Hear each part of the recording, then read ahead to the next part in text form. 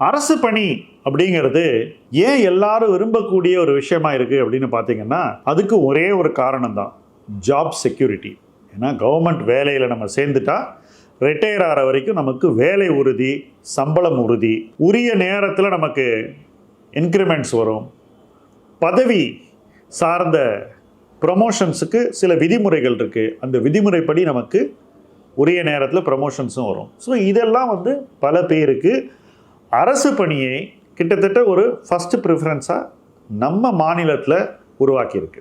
தனியாரில் வேலை செய்கிறத விட அரசில் வேலை செய்கிறத நிறைய பேர் விரும்புகிறாங்க.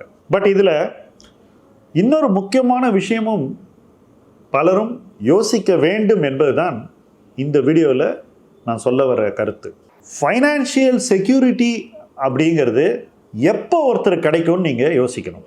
அரசு கொடுக்கறது வெறும் ஜாப் செக்யூரிட்டி தான். அரசு உங்களுக்கு ஃபைனான்ஷியல் செக்யூரிட்டியை கொடுக்கல.